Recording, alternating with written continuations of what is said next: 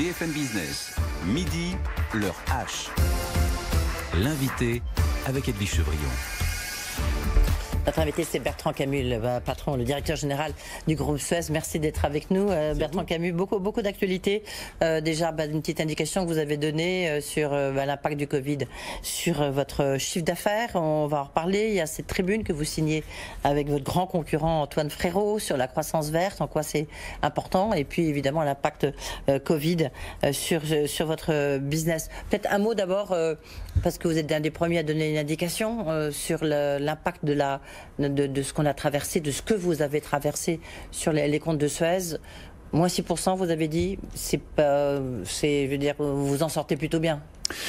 Sur le premier semestre, effectivement, les indications que nous avons et nous avons souhaité pouvoir les communiquer à l'ensemble de nos parties prenantes, non seulement investisseurs, mais aussi c'est utile pour nos clients, nos équipes, de savoir là où nous en sommes. On a des situations assez contrastées d'une géographie à l'autre. Si je balaye rapidement la situation mondiale, donc la Chine est la première à être entrée et sortie de crise. Ça s'est stabilisé depuis à peu près 3 mois, début avril. Les chiffres que nous avions annoncés au moment du Q1 sur l'impact en Chine se confirment. Par contre, ce que l'on constate, c'est que le niveau auquel nous nous stabilisons est en dessous des historiques. On n'a pas encore atteint les volumes d'affaires de 2019, pour prendre cette référence, ce qui est logique à partir du moment où le commerce mondial est ralenti, il y a moins de production, et donc ça a un impact sur nos activités qui sont complètement liées aux activités économiques. L'Europe, elle, a décéléré pendant le deuxième trimestre, donc avec une forte chute en mars, avril, et puis un rebond progressif en mai-juin, avec des situations très contrastées d'un pays à l'autre, avec la France qui est celle qui a plongé le plus fort, mais qui aussi est remontée à peu près au niveau historique sur les quelques dernières semaines de juin. Maintenant, la question est de savoir, en deuxième partie d'année, il y a certainement eu des effets de déstockage, de rattrapage, à quel niveau on va s'établir. Et là aussi, ce que l'on entend, c'est qu'on devrait être quand même en dessous des niveaux historiques. Et les points chauds aujourd'hui, ce sont d'abord l'Amérique latine, cumul Covid, crise économique et hiver, donc ça fait beaucoup de choses en même temps, donc notamment nos exploitations en Chili, et je remercie les équipes qui font un boulot fantastique pour arriver à maintenir la continuité des services, mais c'est un de nos endroits compliqués. C'est moins combien là-bas? C'est moins un tiers? C'est quoi? On est de l'ordre de 10-12% en fait, sur nos volumes. Et puis les États-Unis, alors on est en pleine pandémie, on parlait de deuxième vague, je pense qu'ils sont toujours dans la première en fait, quand on regarde concrètement les chiffres. Par contre, l'activité se tient plutôt bien et c'est certainement lié à nos activités sur ce territoire et les business models que nous avons qui sont plutôt résilients. Mais en même temps, j'imagine que du coup, là, il y a un problème avec vos personnels aux États-Unis. Comment vous gérez ça? Chômage partiel, et puis surtout, il y a des gens qui ne doivent pas venir travailler. Alors, c'est une caractéristique du groupe, c'est qu'il n'y a pas un seul site qui s'est fermé pendant toute cette période. Nous sommes vraiment dans des métiers essentiels. Il faut que l'eau continue à arriver. L'eau, l'environnement et les déchets, on va rappeler. La collecte des poubelles, il faut que tout ça fonctionne. Donc, ce que nous avons fait, c'est pris des mesures de précaution pour protéger nos équipes. C'est la première priorité. Donc, en gros, c'est diviser les équipes pour éviter qu'elles se croisent et toujours avoir une équipe opérationnelle pour pouvoir faire tourner les installations. Il y a d'autres mesures, utiliser le télétravail autant que possible. Oui, parfois c'est difficile. Aussi pour protéger, mais on a très bien réussi à basculer sur le télétravail. Et en fait, on a aussi bénéficié d'être un groupe mondial qui a d'abord testé ses protocoles de continuité d'activité en Chine. Ça nous a donné des leçons pour l'Europe et maintenant ça s'applique en Amérique latine. Juste un indicateur, au pire de la crise en Europe, on était à 85% d'activité de nos salariés, 25% en télétravail, 60% sur le terrain, et les 15% restants, il y avait 10% de télétravail et 5% raison médicale, protection de personnes fragiles.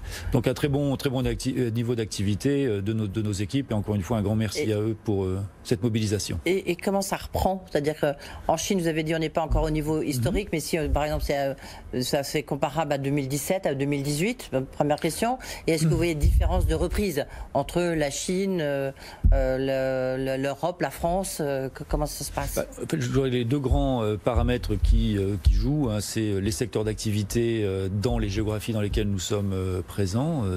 Donc, si je prends par exemple le secteur du transport aérien, de l'automobile, du tourisme, ça a forcément un impact sur nos activités, puisque nous sommes à la fois en entrée et en sortie, ou dans la boucle d'économie circulaire. Donc, c'est très variable d'un pays à l'autre. Par exemple, l'Espagne, qui est très dépendante du tourisme, tourisme. On enregistre par exemple sur l'eau des baisses de volume de l'ordre de 10%, alors qu'en France, on est plutôt à quelques pourcents de différence. Donc on a un peu ce mix d'activités, mais globalement, nous sommes très résilient, puisqu'on parle de 6% de baisse de chiffre d'affaires, et là où nous avons des variations, c'est très lié en fait à la façon dont les activités se reprennent. Et à partir du moment où on prévoit que notamment le tourisme, les voyages internationaux vont quand même être fortement réduits pendant une période de 6 mois à 1 an, ça a certainement un impact sur nos volumes. Ouais. Combien vous estimez que ça vous a coûté justement la gestion de ce qu'on appelle protocole sanitaire, mais ça va évidemment encore un peu plus loin, quoi. Combien ça vous a coûté de gérer cette crise pour vos salariés ? Alors d'un côté, on a communiqué ces chiffres avant-hier pour l'ensemble des parties prenantes et en particulier les investisseurs. Donc l'impact Covid est estimé. Alors il y a un impact volume lié à la baisse de l'activité, puis après l'exceptionnel, c'est à peu près un peu plus de 200 millions d'euros sur le premier semestre, qui sont à la fois des surcoûts supplémentaires sur la mise en place des protocoles de sécurité, aussi des pertes d'opportunités sur certaines affaires, le fait que des chantiers s'arrêtent par exemple, et de l'autre côté on a été capable aussi de prendre des mesures d'économie exceptionnelles, comme le ferait n'importe quel ménage face à la difficulté. On a coupé des coûts de façon conjoncturelle, et donc c'est ce qui amène au résultat que nous avons annoncé avant-hier soir. Oui. Les comptes trimestriels, ça va être le 30 juillet. Oui, c'est fin juillet, tout à fait. Oui. Donc on sera dans la même épure à peu près. Oui, tout à fait. Enfin, sur ces premiers paramètres que nous avons communiqués, bien entendu, nous serons dans la même épure, et tout ça doit être confirmé à la fin du mois de juillet. Vous attendiez à ce que ça soit pire ou pas ? Très honnêtement... Vous êtes dans l'incertitude comme bon nombre de chefs d'entreprise. Je dirais qu'on a été bien entendu très attentifs, très concentrés de par... c'est quand même une crise d'une nature exceptionnelle, on n'a jamais vécu ça. On a vécu des crises locales, des événements météorologiques, des épidémies locales, mais au niveau mondial, ce qui nous a donné une lueur d'espoir, c'est la Chine en fait. Parce qu'on a vu que, même si on n'a pas encore toute l'histoire, le recul sur l'histoire, voilà, on a vu l'arrêt de l'activité, la reprise de l'activité, et surtout la capacité de nos équipes à transiter dans ces temps difficiles, de se protéger. En Chine, on a 10 000 collaborateurs. On n'en a eu qu'un seul hospitalisé qui en est sorti sain et sauf. Donc ça montrait aussi qu'avec les bonnes mesures, on était capable de faire face à cette situation assez exceptionnelle. Deuxième vague en Chine, vous la sentez chez vos collaborateurs ou pas ? Est-ce qu'elle est là ? C'est confiné en fait. Confiné, c'est localisé. Il y a tous les dispositifs qui ont été mis en place, à la fois de tests, de traitement local du virus. Je pense que c'est le genre de mesures qu'il va falloir aussi envisager et qui sont prévues en France. On ne va pas pouvoir faire un deuxième confinement global. Général, donc il faut pouvoir anticiper, détecter. Les remontées, ce qui vous remonte, c'est il y a un vrai... Aujourd'hui, le business a repris en dehors de la région de Pékin où il y a quelques difficultés. Sur le reste, c'est, je dirais pas business as usual, mais ça a repris quasiment par... Sur l'obligation éventuelle d'avoir des entreprises de stocker des masques.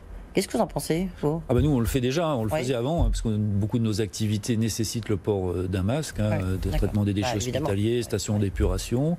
Donc là, il y a eu... Donc c'est possible. Oui, stocker des masques. Je pense que tout le monde a fait l'effort de trouver des masques pour pouvoir redémarrer. Parce qu'il y a beaucoup de chefs d'entreprise qui disent, alors notamment c'est vrai, plus des PME qui disent, nous c'est pas notre job de faire ça coûte cher, etc. Vous dites c'est gérable.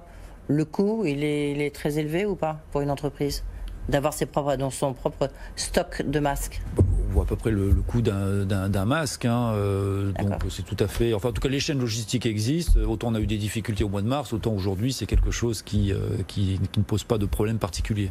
Bertrand Camus, vous signez, je le disais ce matin, une tribune, c'est assez drôle parce que vous êtes vraiment les deux frères ennemis, Antoine Frérot, le patron de Veolia, et puis donc vous, le patron de Suez. Souvent, en général, on vous voit plutôt en train de ferrailler plutôt que d'écrire quelque chose ensemble. Vous dites, nous dirigeons les deux groupes français leaders dans les domaines de l'eau et de l'environnement. La croissance, la percée verte aux élections municipales, en fait, il faut la saluer. C'est une bonne nouvelle. Alors, c'est une bonne nouvelle pour vous, mais d'abord, pourquoi vous faites ça avec Veolia ? Nous vivons un moment historique. Oui, c'est historique, cette tribune. Donc nos sujets environnementaux sont présents dans le débat depuis plusieurs années. que ce soit de l'attente des citoyens, qui ont été confirmés d'ailleurs dans les urnes dimanche dernier, mais aussi si on regarde par exemple la finance verte. Moi j'étais fin février, avant le shutdown, en roadshow aux États-Unis, on passait son temps à parler critères ESG, des entreprises. Comment est-ce qu'on prend en compte l'aspect vertueux des politiques ESG des entreprises pour voir leur valorisation. Les attentes citoyennes, voilà, le manifeste des étudiants pour un réveil écologique. Donc tout ça est là. Nous sommes des avocats, bien entendu, de l'investissement dans ces sujets-là, du développement dans ces sujets. Et voilà, donc nous avons considéré qu'en tant qu'industriel des services à l'environnement, c'était le bon moment pour prendre une position forte sur ce sujet, au moment où on discute de plan de relance et d'investissement pour préparer le monde de demain, comme on dit, que les sujets, nos sujets, ceux de l'eau et de l'économie circulaire soient pris en compte.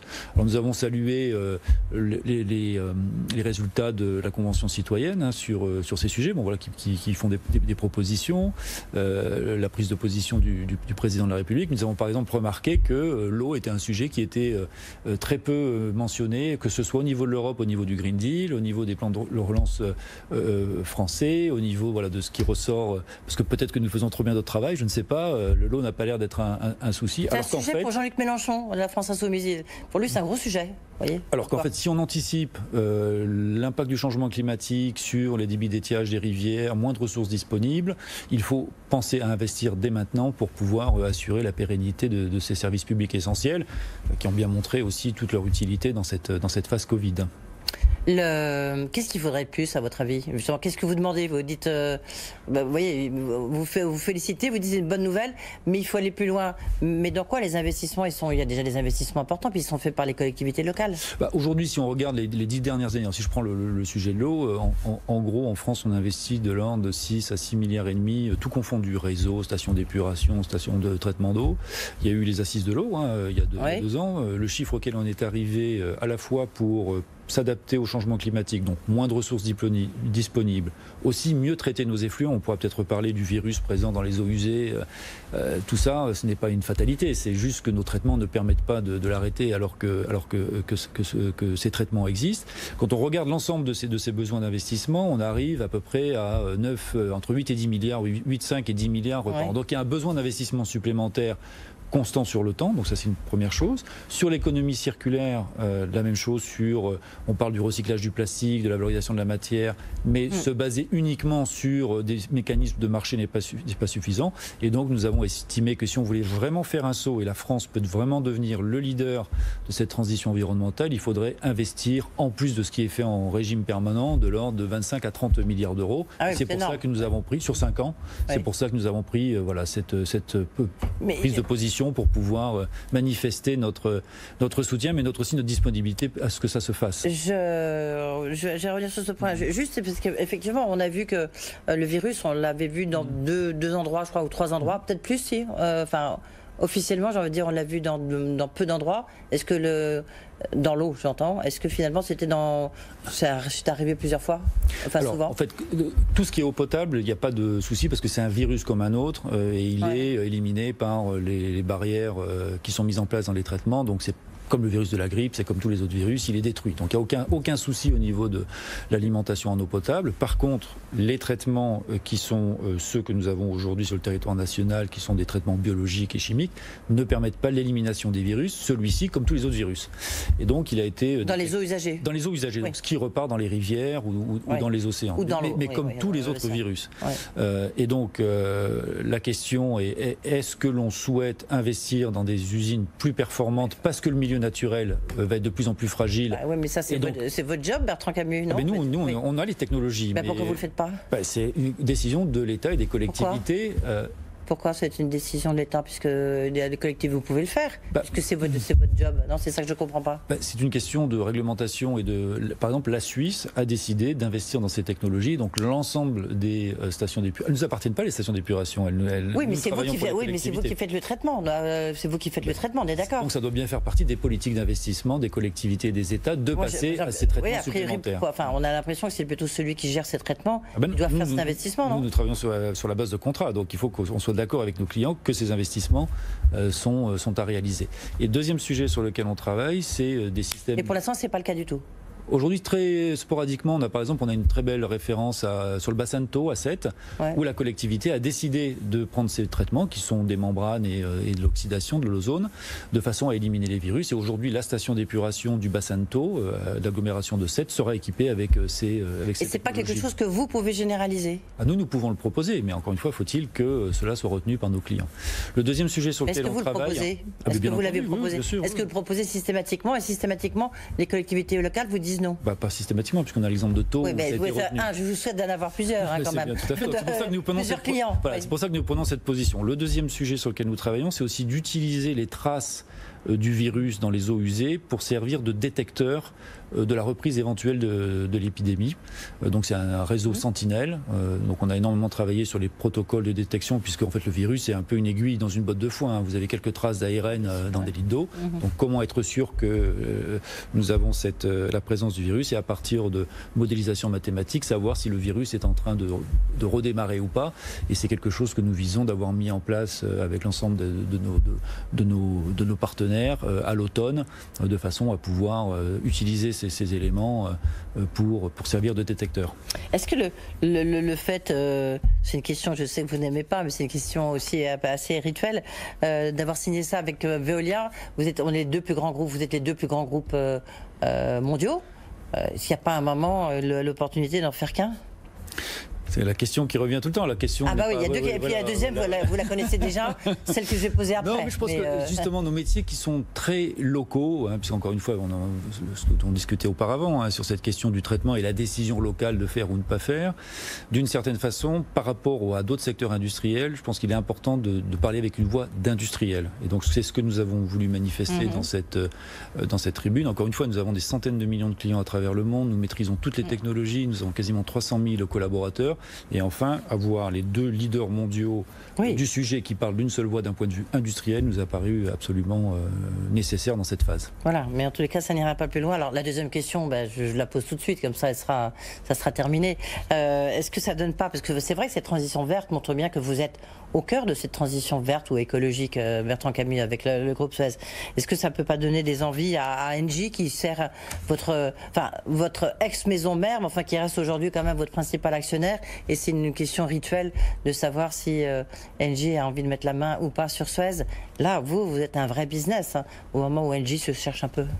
Encore une fois, la question est à poser à Engie sur leurs intentions. Nous restons sur ce qui a été décidé fin 2018, stabilité, coopération, avec soutien. Quelqu'un qui a été viré. C'est le conseil d'administration d'Engie qui a pris cette décision, et aujourd'hui nous constatons à la fois le soutien, notre plan stratégique a été approuvé, l'ensemble, nous avons un accompagnement très fort dans cette phase-là, et puis des collaborations intéressantes. La dernière fois que j'étais venu vous voir, je ne sais pas si vous vous rappelez, je vous avais parlé d'un contrat dont je ne pouvais pas parler parce qu'il sortait le lendemain, c'était la Smart City à Angers. Oui. Voilà, et donc c'est typiquement une collaboration dans laquelle nous avons réussi à mettre nos forces, nos forces ensemble pour un projet très innovant. Oui.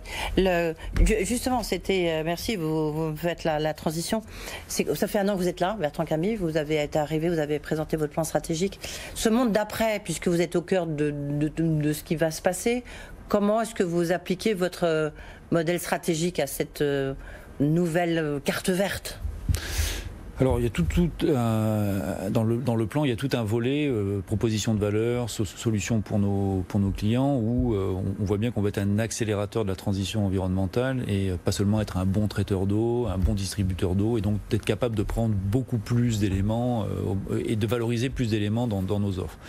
C'est pour ça que, par exemple, l'exemple dont on parlait précédemment, Angers, la Smart City, c'est pas seulement le fait de pouvoir mieux gérer les utilities de la ville, de mieux les contrôler, d'être performant, mais c'est aussi être capable de mesurer en direct l'impact de ces utilities sur les engagements de développement durable. La numérisation, c'est très important. Voilà, exactement. On a l'exemple à Dijon, qui est la première Smart City à avoir démarré, qui est très intéressante parce qu'en fait, elle a été testée en phase Covid, donc c'était un vrai test acide qui a démontré la pertinence de ce type de solution. Donc, on a tout un volet donc de réorientation de nos offres. Comment est-ce que l'on investit? Plus pointu, non? Enfin, plus technique, on va dire. Non. Il y a de la technicité, comment est-ce qu'on prend la question du carbone dans nos offres et de l'impact carbone, l'impact biodiversité, les questions santé, qualité de vie, les questions sociales aussi, l'impact social qui est très, très important, en particulier dans les années qui viennent avec les conséquences de la crise. Donc il y a tout ce travail qui est fait. Au niveau de la réorganisation du groupe, qui est un élément important à la fois pour gagner en agilité, mais aussi pour aller chercher de la performance, on avance et on voit des opportunités liées à cette situation pour aller plus vite sur certains aspects. Alors, donc acquisition perspective, c'est ça que vous nous dites? Alors c'est à la fois sur nos modes de fonctionnement. Voilà, le télétravail, c'est quand même un bouleversement. Hein, et on a fait des enquêtes en interne auprès de nos équipes deuxième quinzaine de mai. Le télétravail est plébiscité. Alors j'y crois pas pour tous les jours, tout le temps, mais être capable d'alterner sur les deux, puis aussi de changer la façon dont on travaille avec nos clients. Est-ce qu'on a vraiment besoin de prendre l'avion tous les jours? Enfin tout ça a beaucoup d'implications et ça nous permet d'aller certainement plus vite sur ces transitions. Et puis il y a effectivement la capacité à aller chercher des affaires. Ce que nous faisons, nous avons signé de beaux contrats en Ouzbékistan, en Angola, et donc nos besoins sont là. Donc en fait, on déroule notre plan avec. Oui, mais est-ce que du coup, là aujourd'hui, là, vous déroulez votre plan, d'accord? Mais il se passe quelque chose. Il y a une prise de conscience. Vous-même, vous l'avez souligné dans cette tribune encore une fois. La percée verte, la transition écologique, la convention citoyenne. Je parle pour la France, mais c'est un mouvement qu'on retrouve partout. Est-ce que du coup, ça vous donne pas envie d'accélérer sur certains points de votre stratégie? Voilà. La situation et les événements, et je ne mettrai pas seulement ça sur le Covid, mais ce qui se passe depuis 6 mois, 1 an, voilà, quand on a des grands groupes industriels qui s'engagent sur de prendre du plastique recyclé, etc. Enfin, ce sont des changements très importants au cours de ces derniers mois. Donc la somme de ces changements valide la pertinence de notre plan et effectivement nous pousse à accélérer pour être au rendez-vous de ces attentes là où nous le pouvons. Donc c'est clairement et un de nos objectifs d'aller plus vite dans cette transformation de façon à répondre aux attentes de nos clients. Je disais, vous avez été, je crois que c'est le 14 ou le 19 mai que vous êtes l'année dernière que vous avez pris vos fonctions, le 14 mai.